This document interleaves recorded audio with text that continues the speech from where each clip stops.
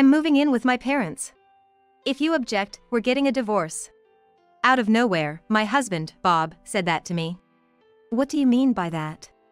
It's just as I said. I'm gonna use that $3 million as I see fit. I've decided to build a duplex with that money. That's all there is to it. I was dumbfounded that Bob, so casually, was talking about spending the $3 million I inherited from my mother's estate. Construction will start next month, and once it's done, we're moving. Prepare accordingly. In the meantime, I'm gonna invite my parents over, so you better take good care of them. If you object, we're getting a divorce. Remember, I'm the head of this household, which means I'm the boss. I'll say it again, if you can't follow my lead, we're getting a divorce. I stared at Bob, trying to gauge if he was in his right mind. All right, but you're gonna regret this. Shut up, you worthless wife! Bob, probably assuming I'd cave as usual, confidently walked out the front door. Of course, I didn't follow him. 3 days later. My name is Catherine. I'm 40. I work as a freelance writer. I met Bob at work when I was still employed at a publishing company in New York. Back then, I was 27 and Bob was 29. We quickly became serious and decided to live together, getting officially registered about 6 months later. We had children right away. I took some time off from work to raise them, and when things settled down, I resumed working as a freelance writer. We have 2 kids. An 11-year-old daughter and a 10-year-old son. Both are healthy and attending elementary school. Thanks to my job, I'm mostly home-based. I'm always there to welcome the kids when they come back from school, ensuring they don't feel lonely. Bob works in sales, often coming home late. But occasionally, we'd take the kids to places like amusement parks or to watch movies. Life was pretty rhythmic and harmonious. Currently, we're renting a place, but once the kids grow up a bit more, we plan to build a house on a plot we like. We've saved up for that. I was satisfied with our life, but sometimes misfortune strikes when least expected. My mother was suddenly diagnosed with an incurable illness. It was so advanced that the only thing left to do was to make sure she was comfortable.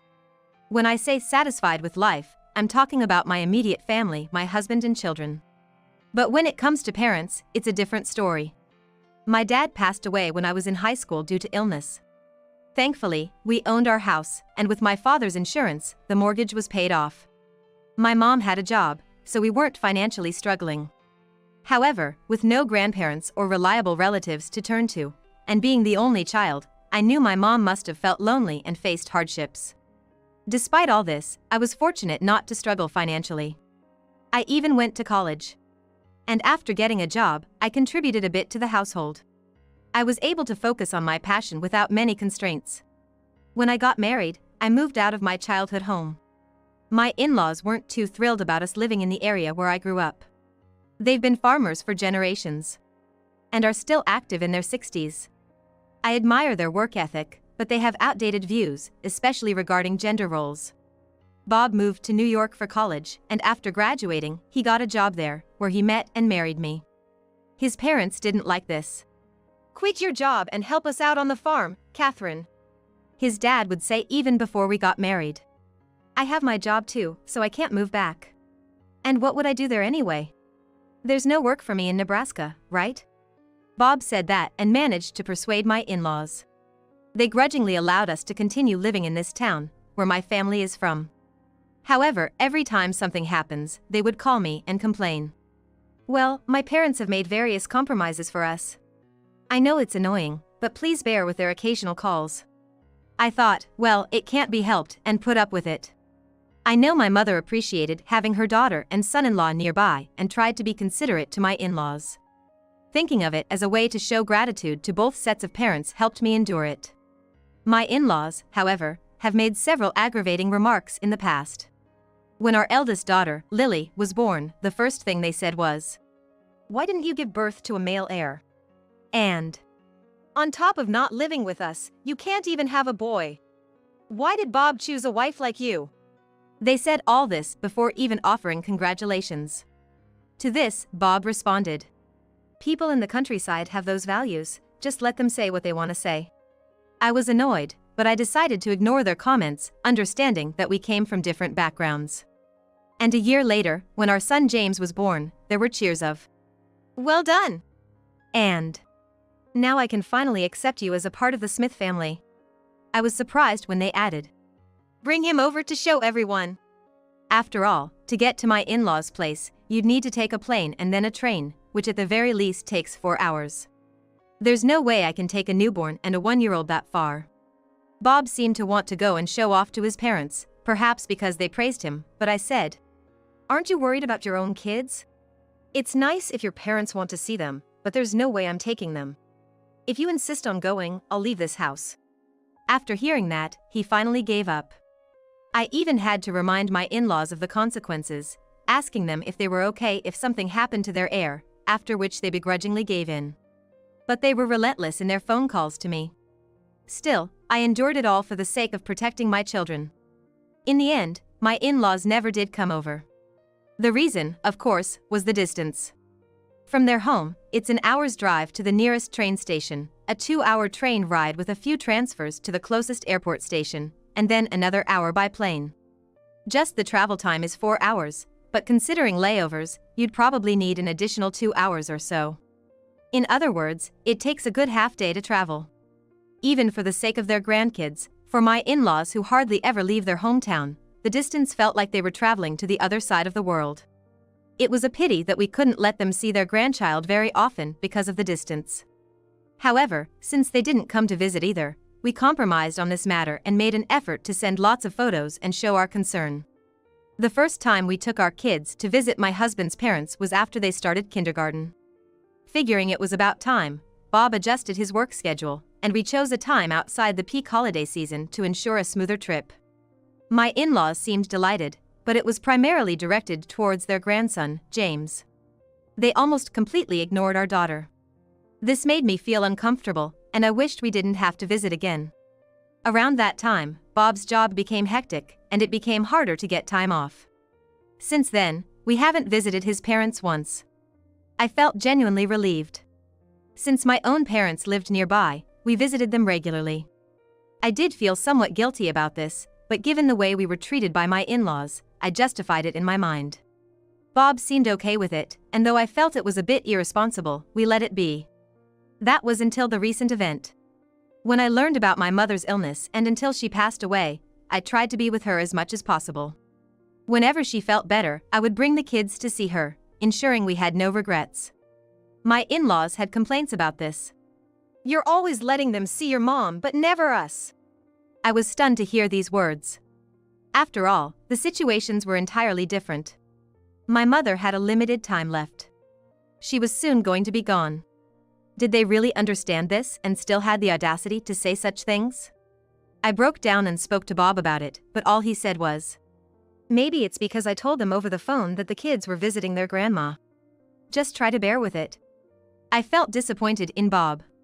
It had always been this way. Bob always left me to deal with issues related to his in-laws. He simply asked me to bear with them. He never defended me when they said anything against me, and it seemed like he didn't intend to. I, on the other hand, had never been told anything about my mother, so I always felt indebted to deal with his parents on my own. I realized at this moment that he was that kind of person. The trust and affection I had for Bob faded at this time. But, if I had any spare time to be upset about this, I thought I should visit my mother. Regardless of what his parents said, I stood my ground and didn't let them affect me. Up until the last day of my mother's life. There were many thoughts, but I couldn't keep crying. People can become strong for the ones they need to protect. I am now a mother myself, I can't just be my mother's daughter. Later, while sorting things out, I discovered something astonishing. My mother had a safe deposit box at the bank. Inside it, to my surprise, were gold bars. They were in a significant amount and seemed to have been purchased a long time ago. Apparently, she bought them with the insurance money from my father. There were also stocks. Converting all of it to the current value. That's like $3 million. It was beyond shocking. And in the safe, there was also a letter written by my mother. It said that with my father's insurance, there was no need to pay the house mortgage and she was working. I wasn't a child who needed a lot of money. The money she saved was kept as golden stocks for when it might be needed. She hoped it would be used wisely if something happened to her. Reading this, I felt my mother's emotions deeply and hugged the letter, crying. People often say, even between spouses, not to disclose the amount of inheritance, but I couldn't keep this amount a secret and told Bob about it. $3 million! Bob was speechless. Neither of us could find words for a while. What are you gonna do with that $3 million? Bob finally broke the silence. What do you mean, what am I gonna do? I was perplexed. For now, I plan to wait until the inheritance is settled. I'm the only heir, so I don't think there'll be any problems. Yeah, I guess so. Bob said, seemingly lost in thought, looking up as if calculating something. I just thought I'd let you know. I said, leaving the room while he seemed distracted. Soon after, I completed the inheritance procedures, and the $3 million was transferred to my name. As soon as that happened, we're moving in with my parents. If you oppose, we're getting a divorce. Bob suddenly declared. What are you talking about? Just what I said. I'll use that $3 million as I see fit. I've decided to build a two-family home with it.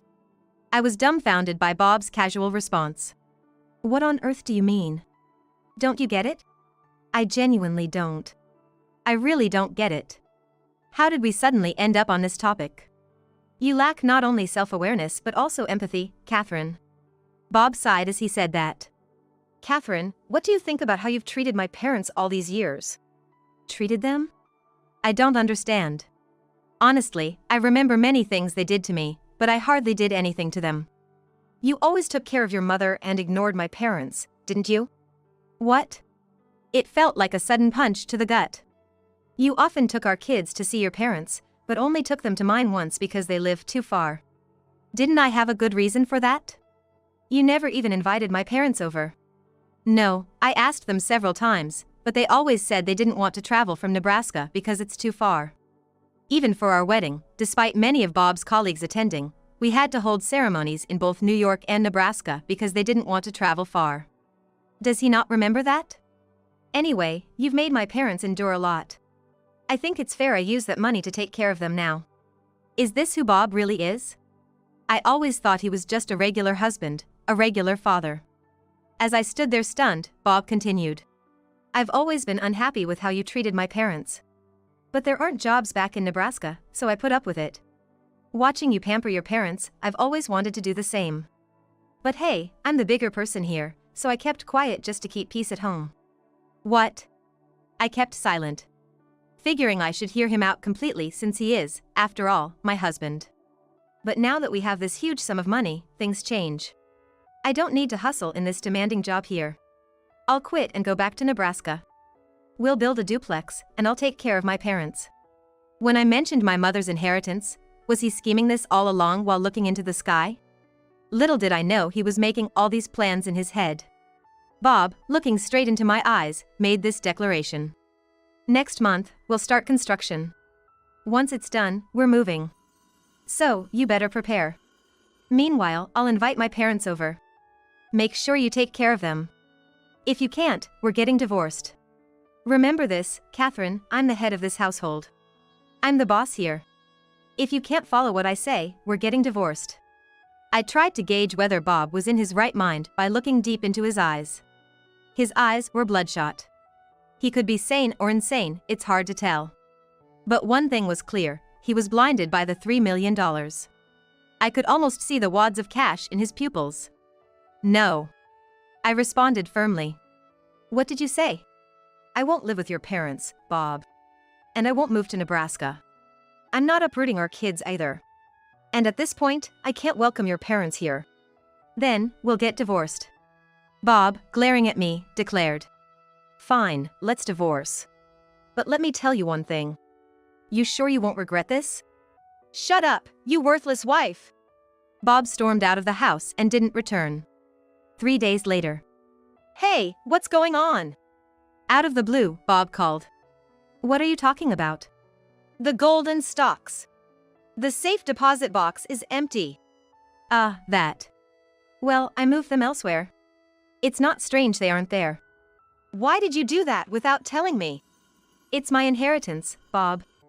I can do whatever I want with it, can't I? I told you I'd use it as I see fit. Everyone's entitled to their opinion. But I don't recall agreeing to that. Where did you hide it? I didn't hide it. I left it with my attorney. What did you say? I let out a sigh. And then kindly explained. When it comes to inheritance, there's this thing called inheritance tax. Inherit something like $3 million, who knows how much tax will be levied. So, I left it with the attorney to sell only the necessary amount to pay the tax. Seems like a reasonable move. So, I asked for that during the inheritance procedure, right? Go get it back now. And give me the money from the sale. Why should I do that for you, a stranger to me now? What? Bob seemed confused by my words. I'll say it again. Why should I do that for you, a stranger? We're married, aren't we? I sighed again, deciding to clarify kindly. You know, you said you wanted a divorce. Right after that, I immediately contacted a divorce attorney and the proceedings are already underway. Soon, you and I will be strangers. Why'd you do something so rash? Weren't you the one who brought up the divorce? That was just a strategy to get you to agree on the inheritance. I was flabbergasted. The audacity to say such a thing so boldly. Anyway, I've already made payments to the lawyer, and if things continue this way, you and I will soon be strangers to each other. Even if we were still married, you would have no rights whatsoever.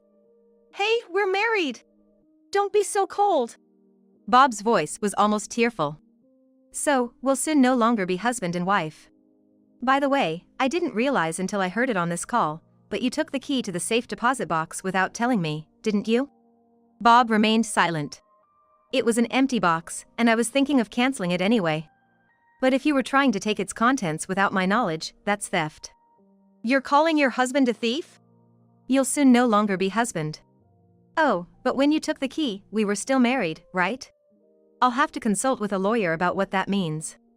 Upon hearing this, Bob began to shout something incomprehensible over the phone.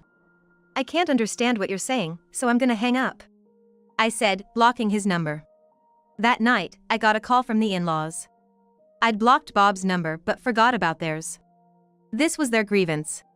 We've already started demolishing the house for reconstruction, and now you're telling us to stop? You think that's gonna fly? We've already hired the contractor. He's told everyone about this big $3 million job he's got. Bring the money now.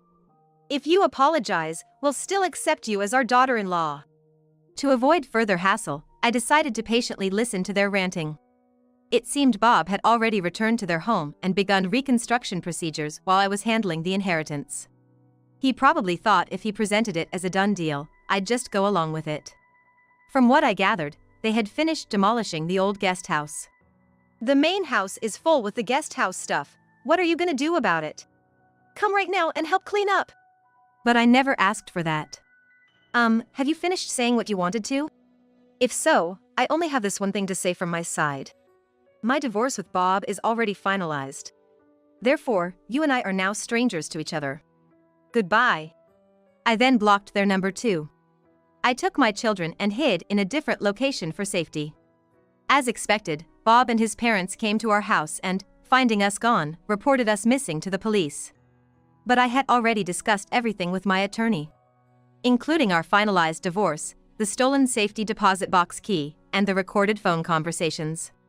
The lawyer clarified things with the police for me. Distraught, Bob and his parents approached my lawyer, begging him to hand over a letter to me.